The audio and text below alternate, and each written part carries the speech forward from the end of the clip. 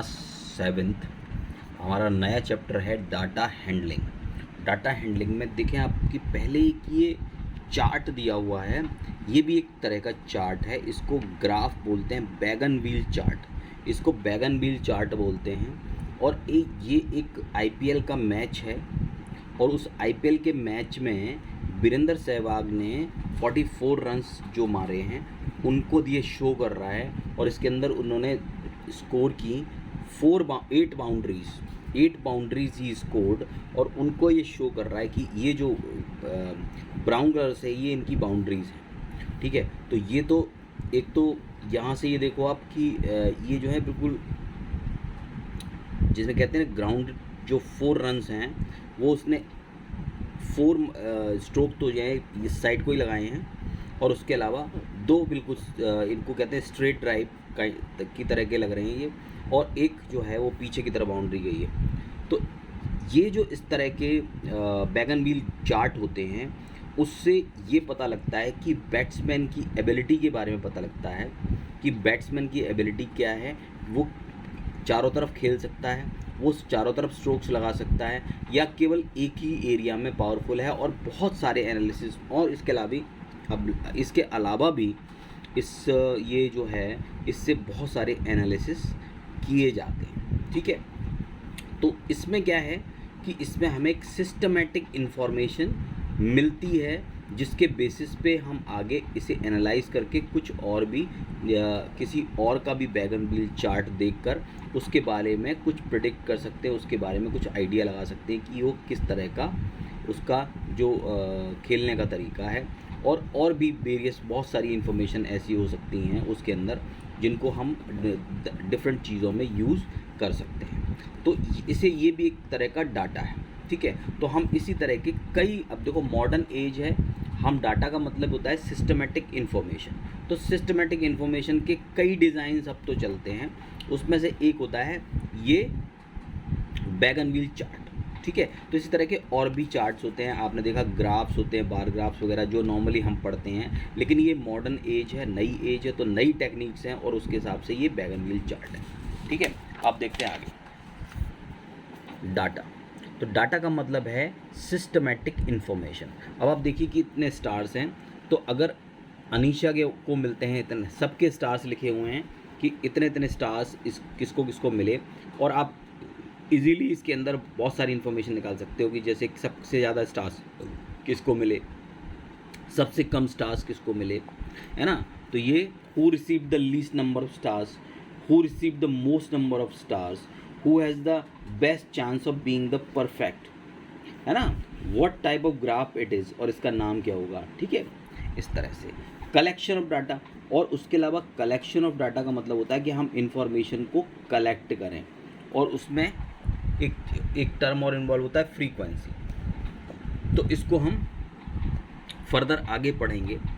Organisation of data का मतलब होता है कि डाटा को सही तरीके से अरेंज करना, यानी आपको डाटा मिल गया, उस डाटा को, उस इंफॉर्मेशन को जो आपको मिली है उसको सिस्टमेटिक तरीके से लगाना, उसको इस तरह से लेना कि वो आसानी से, उसको इस तरह से ऑर्गेनाइज करना कि वो आसानी से आपको सारी चीज़ें जो हैं वो आसानी से उससे आप इंफॉर्मेशन निकाल सकें या उसकी कैलकुलेशन आसानी से कर सकें। इस तरह से डाटा को ऑर्गेनाइज करना।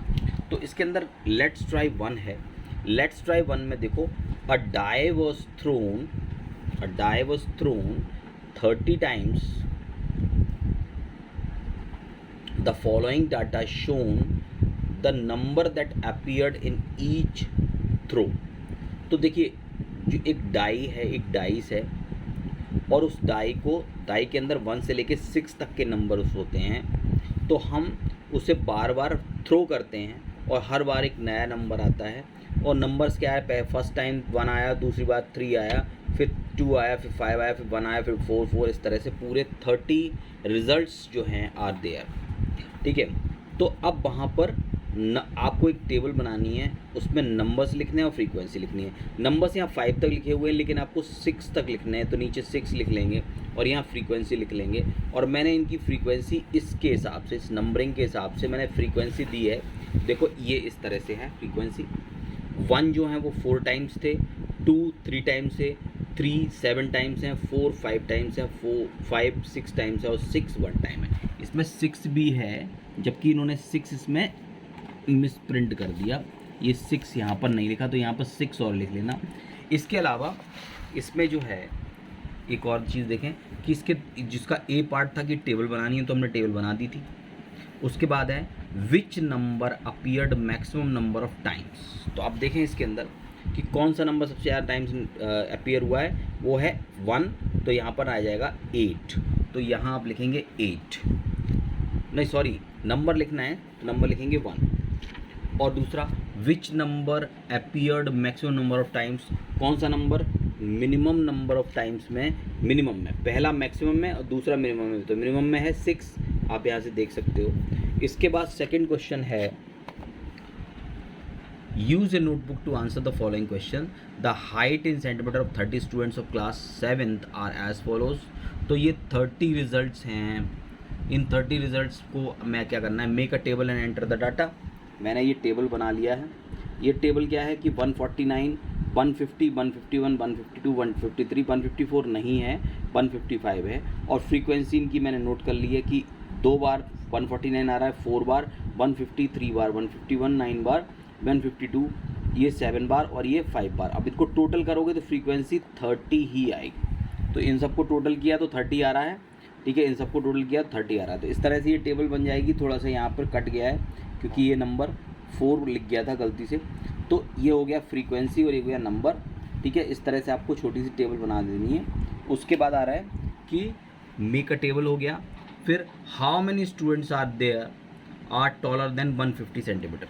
तो 150 सेंटीमीटर से ज़्यादा के 150 से ज़्यादा के कितने स्टूडेंट्स होंगे, तो हम क्या करेंगे 3 9 7 और 5 को ऐड करेंगे तो आंसर आएगा 24।